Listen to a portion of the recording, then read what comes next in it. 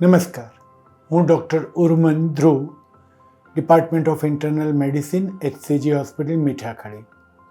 આજે તમારી સમક્ષ વાત લઈને આવ્યા છીએ ચોમાસાના રોગો, પાણીજન્ય રોગો, વરસાદની સિઝનમાં શું સાચવવું.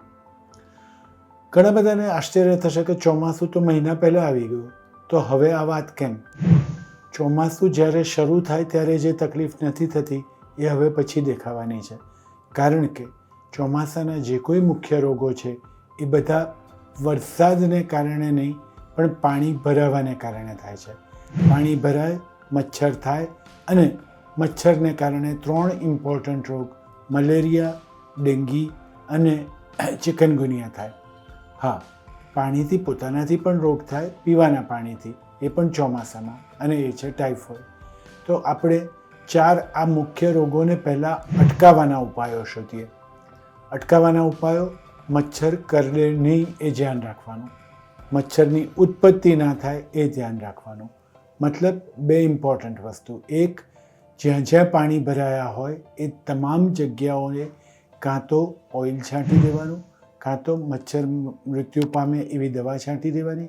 પણ શ્રેષ્ઠ રસ્તો પાણી ભરાય નહીં એનું ધ્યાન રાખવાનું.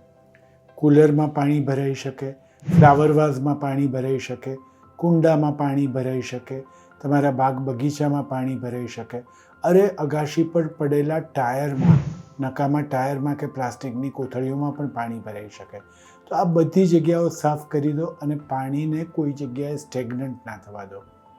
મચ્છર કરડતા કઈ રીતે અટકાવવા? ઘણા બધા લોકો પેલી જે અમુક ખાસ પ્રકારની અગરબત્તી આવે એના પર આધાર રાખે, પણ એ લઈને કંઈ આપણે આપણા બાથરૂમમાં ના જઈ શકીએ, એ લઈને આપણા કમ્પાઉન્ડમાં ના જઈ શકીએ, એ લઈને બહાર ના ફરી શકીએ. સો શ્રેષ્ઠ રસ્તો મચ્છર રેપેલન્ટ ક્રીમ લગાડવાનો, જે મચ્છરને તમને કરડતા અટકાવે. પેલી નાના હતા ત્યારે વાર્તા સાંભળતા હતા ને કે સૂરજથી બચવા માટે લોકોએ ઘણા બધા પડદા બનાવ્યા, પણ પેલો નાનો બાળક છત્રી લઈને આવ્યો. બિલકુલ એવી જ વાત છે કે દિવસમાં 2 કે 3 વાર મચ્છર તમને ના કરડે એના મોસ્કિટો રેપેલન્ટ ક્રીમ લગાડો. યાદ રહે, પ્રેગ્નન્સી દરમિયાન આ ક્રીમ લગાડવાથી નુકસાન થઈ શકે. તો જે લોકો પ્રેગ્નન્ટ ના હોય એ લોકો દિવસમાં 3 વાર આ પ્રકારનું ક્રીમ લગાડે તો મચ્છર કરડતા અટકી શકે. હોઠ અને આંખમાં ના જાય એનું ધ્યાન રાખવાનું. આખી બાઈના કપડાં પહેરો. જ્યારે અમે આવી સલાહ આપીએ આખી બાઈના કપડાં પહેરો તો લોકો દિવસ દરમિયાન કરે, પણ યાદ રહે મલેરિયા ડેન્ગ્યુના મચ્છર રાતે પણ કરડી શકે. એટલે આખી બાઈના કપડાં દિવસ અને રાત સળંગ પહેરેલા રાખવાના, અને તમારો નાઇટ ડ્રેસ પણ લાંબો હોવો જોઈએ, અને બને તો મોજા પગમાં પહેરેલા રાખો જેથી મચ્છર કરડે નહીં. તો આ મચ્છરથી થતા રોગો અટકાવવાના સીધા સાદા ઉપાય મલેરિયા, ડેન્ગી અને ચિકનગુનિયા. યાદ રહે, કેટલાક લોકો એવું કહે છે કે આ મચ્છરો ઊંચું ઉડી નથી શકતા. આ બધા મચ્છરો એલિવેટર દ્વારા, લિફ્ટ દ્વારા કે બીજા કોઈ પણ રસ્તે 10મા, 12મા, 15મા માળે ચોક્કસથી પહોંચી શકે. તો આ દલીલ પણ નકામી છે કે મચ્છર ઊંચે ના ઉડે એટલે ઉપરના માળવાળાને કોઈ નુકસાન ના થઈ શકે. તો આજે જ તમારી આજુબાજુ જ્યાં પણ પાણી ભરાયેલું હોય એ જગ્યાઓ સાફ કરી દો અને મોસ્કિટો રેપેલન્ટ ક્રીમનો ઉપયોગ કરો.